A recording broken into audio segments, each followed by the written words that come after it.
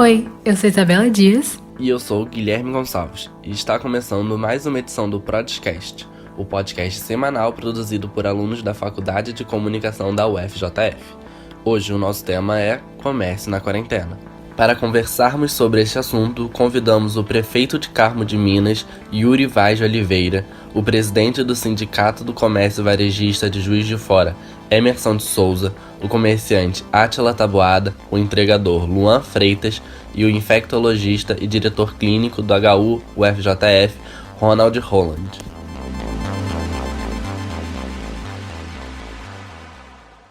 Como é bom sair para fazer compras no shopping, admirar as vitrines das lojas no centro da cidade, ir ao supermercado ou almoçar naquele delicioso restaurante. Tudo isso, além de ser muito prazeroso, contribui para movimentar as engrenagens da economia de um país.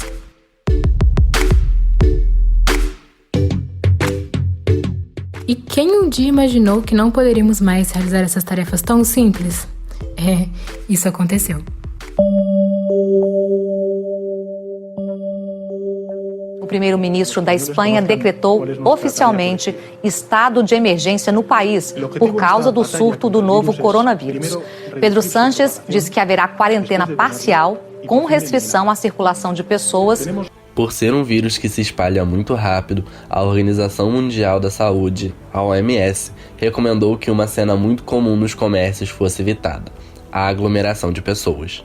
Dias depois, várias autoridades decretaram o fechamento dos estabelecimentos. Só os serviços essenciais, como supermercados e postos de gasolina, poderiam funcionar.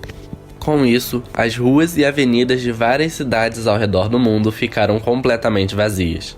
Aqui no Brasil, não foi diferente.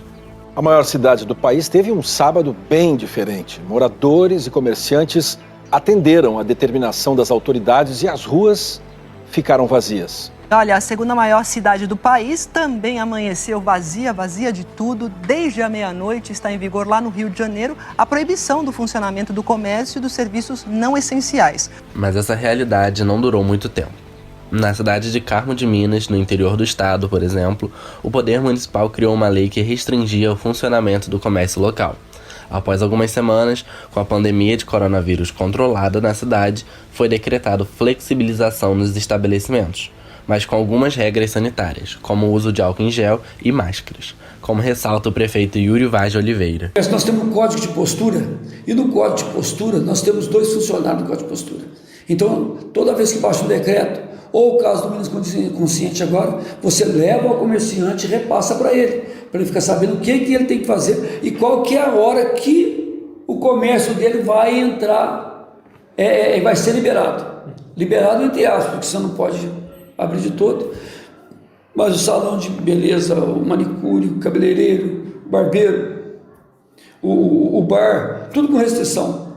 E não é fácil tomar conta disso, porque se você não estava reunindo na porta do bar, você reúne em casa. Então tem essa dificuldade, vai da consciência de cada um.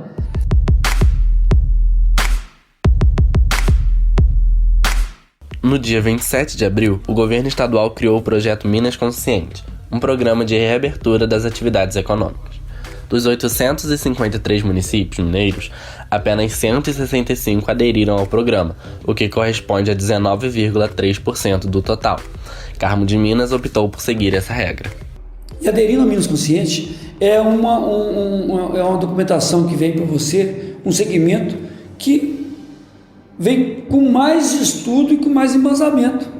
Então é muito melhor para nós que o Estado tem muito mais gente técnica para poder aprovar isso, poder apresentar um programa para você sair dessa dificuldade do que o próprio município. Por isso nós aderimos ao Minas Consciente, que você tem metas para cumprir e de acordo que vai melhorando, você vai passando por etapas.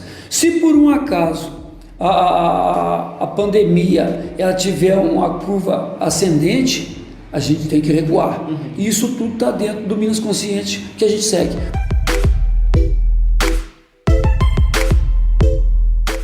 Mesmo sendo uma cidade de pouco mais de 15 mil habitantes, o comércio local sentiu os grandes impactos econômicos durante o tempo que ficou impossibilitado de funcionar.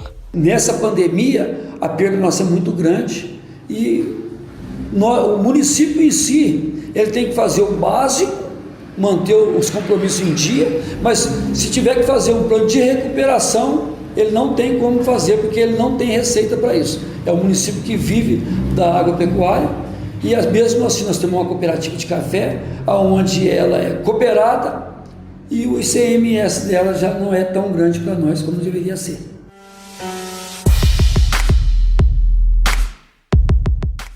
Como o município está classificado pelo governo estadual como onda branca, o que significa baixo risco de contágio da doença, o comércio vai seguir com suas funções. Em Carmo de Minas, a gente ainda vai continuar mantendo do jeito que nós estamos. O comércio, as pousadas, o hotel, o salão de cabeleireiro.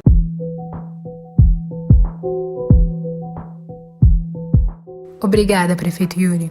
Agora, vamos viajar para Juiz de Fora, na zona da Mata Mineira. Diferente do interior, a cidade vem acompanhando um aumento elevado no número de casos de Covid-19. Isso se dá principalmente pelo grande número populacional e a baixa adesão ao isolamento social. Para tentar amenizar essa realidade, também foi decretado o fechamento do comércio. Mas, depois de muita pressão, como carreatas e protestos, no dia 15 de maio, mesmo contabilizando 16 óbitos, o município aderiu ao programa Minas Consciente, sendo classificado como Onda Verde, ou seja, foi autorizada a reabertura gradual do comércio de serviços essenciais. Para entendermos melhor sobre esse assunto, vamos falar agora com Emerson de Souza, presidente do Sindicato do Comércio Varejista de Juiz de Fora.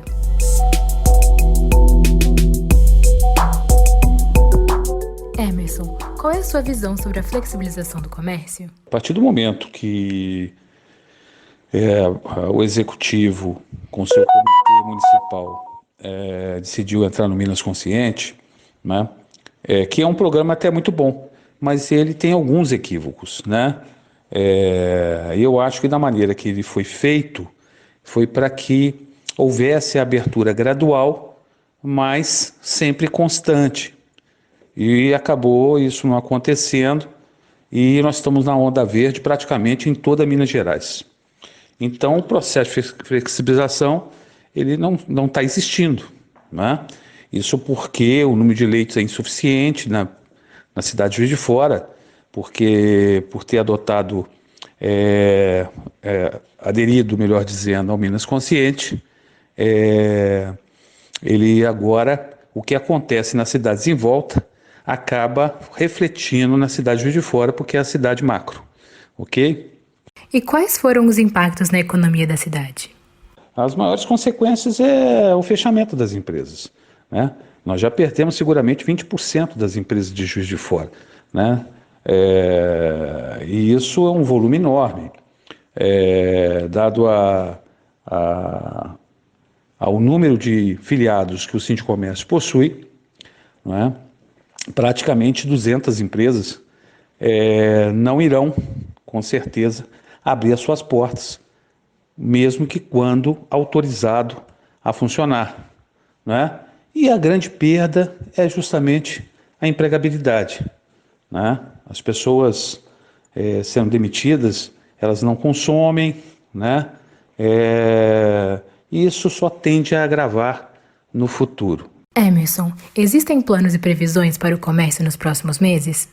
A expectativa, infelizmente, não são das melhores, né? Porque Juiz de Fora está 105 dias fechado, né? O comércio geral. Hoje tem 15% do comércio aberto e os outros 85% já deram férias aos seus funcionários, já deram suspensão. Então, as formas que o governo colocou, elas já estão escassas. A empresa tem custos que não pararam, né? O custo de pagamentos não parou. E quando nós fechamos no dia 20 de março, né, foi, de certa forma, abrupta, o empresário não estava preparado. Obrigado por conversar com a gente, Emerson.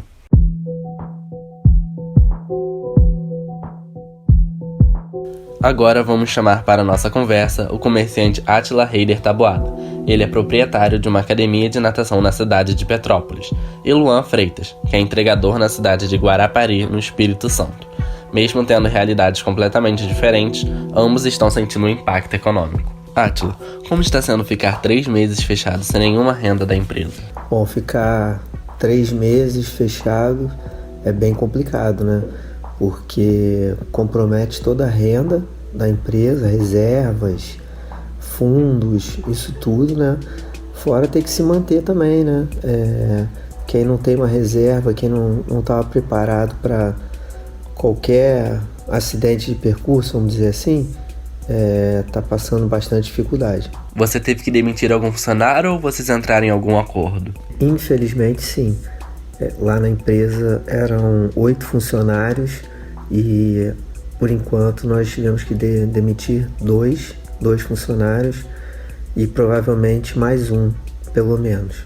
Algum cliente cancelou ou pediu reembolso da matrícula? Infelizmente, assim, mais da metade dos clientes cancelaram ou trancaram a matrícula, né? Muitos com medo do futuro, incertezas, inseguranças, e outros pela parte financeira mesmo, né? Então, assim, os primeiros dias foi bem complicado, porque era um cancelamento atrás do outro o tempo todo, e alguns ainda pagaram o primeiro mês fechado, o segundo, e aí pararam, né? Aí esses não quiseram reembolso imediato, mas assim, eles têm um crédito, trancaram a matrícula e tem esse crédito lá, né? Por exemplo, a pessoa trancou e quando ela quiser voltar, puder voltar, ela tem 2 meses pago, né? Mais ou menos isso.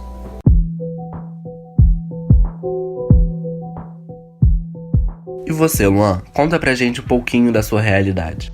Trabalhar durante esse momento está sendo muito difícil porque muitas pessoas estão com medo de receber os entregadores em casa, mesmo que seja na portaria. Eles têm receios porque a gente lida com o público. Infelizmente, a gente está tendo mais contato com as pessoas que trabalham no mercado, como os médicos dos hospitais, porque a gente faz entrega em hospital também. Então as pessoas ficam com receio de receber motoboy em casa para fazer as entregas. Por conta disso, acabam também não pedindo, uma coisa que também diminui as entregas. As lojas para as quais você faz entrega estão te ajudando de algum modo? Dando gorjeta, disponibilizando máscaras, álcool em gel, etc? As lojas que eu trabalho, em questão de máscara e tudo, não estão dando. A gente tem que ter as nossas.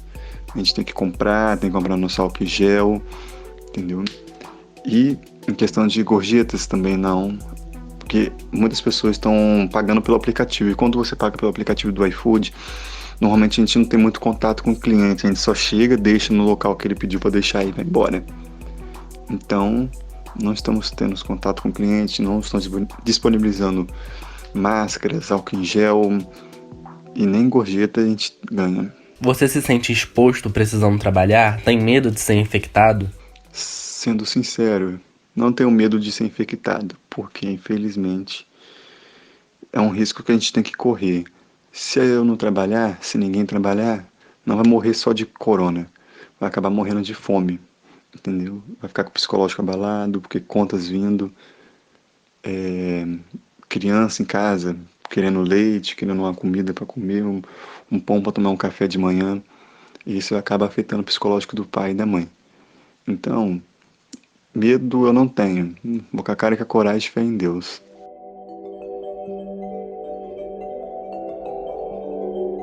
Você é a favor ou contra o fechamento do comércio durante a pandemia do coronavírus? Eu sou contra o fechamento dos comércios durante a pandemia porque nem todos têm a condição financeira de ficar em casa.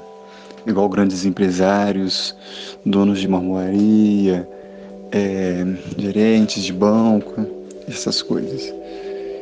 Aqui em Guarapari, muitos comércios fecharam por conta de não ter como pagar funcionário, porque se não está vendendo, não está entrando dinheiro. Então, fecharam, mandaram funcionários embora, sem saber quando que vai receber os dias trabalhados, entendeu? Então, infelizmente, com o fechamento, é a mesma coisa que a greve dos caminhoneiros. O mundo vai parar, não vai gerar dinheiro.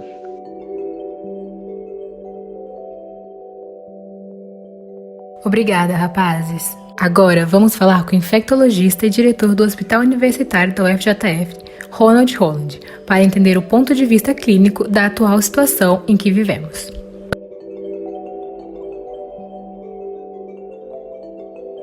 Doutor, qual é a sua opinião sobre a reabertura do comércio? A reabertura do comércio no momento atual na nossa cidade me pareceria, eu estou falando agora nesse momento, um despropósito, uma irresponsabilidade. Qual o momento melhor? Vai depender dos resultados que a gente começar a colher. E enquanto o gestor não tiver recurso para fazer os testes de acordo com a necessidade, ele vai ter dificuldade de predizer muita coisa. Mas, para deixar bem claro, no momento atual, nessa data de julho, eu acho que o comércio não deve abrir. E acho que é um esforço que a gente colhe frutos em 15, 20, no máximo 30 dias a gente colhe esforço.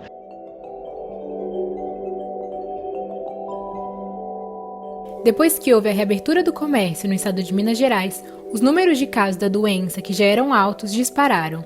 Quase 70% dos leitos de UTI estão ocupados, o que fez o governador Romeu Zema, do Novo, recomendar o fechamento do setor comercial.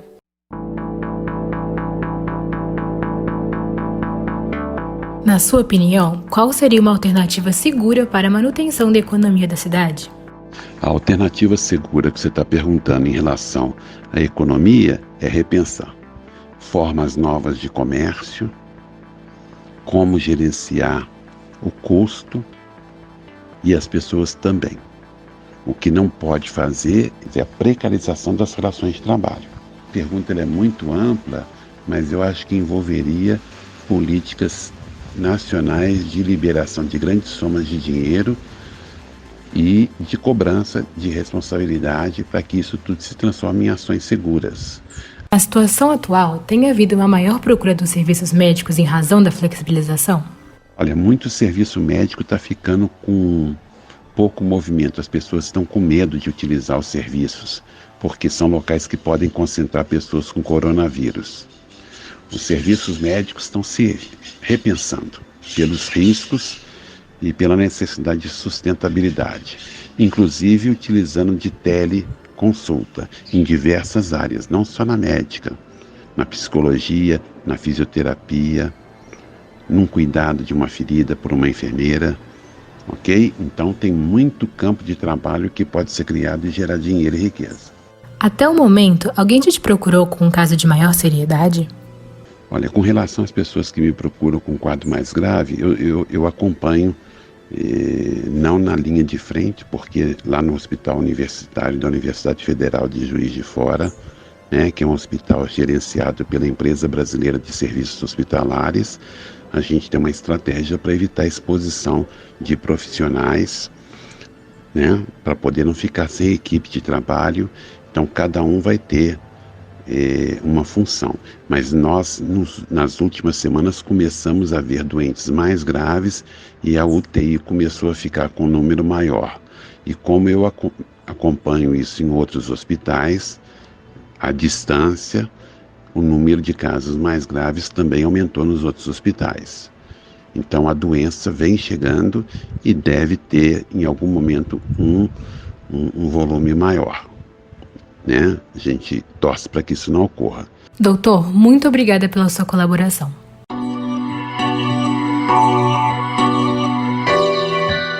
Sabemos que esse tema é muito importante para a população. Sem o faturamento do comércio, nosso país perderá muitos empregos e vários empreendimentos deixarão de funcionar. Mas também precisamos nos conscientizar de que estamos vivendo uma pandemia mundial que está deixando um triste legado. Agora, mais do que nunca, precisamos respeitar as autoridades sanitárias. E, futuramente, com cautela, voltaremos gradativamente ao que conhecemos como normalidade.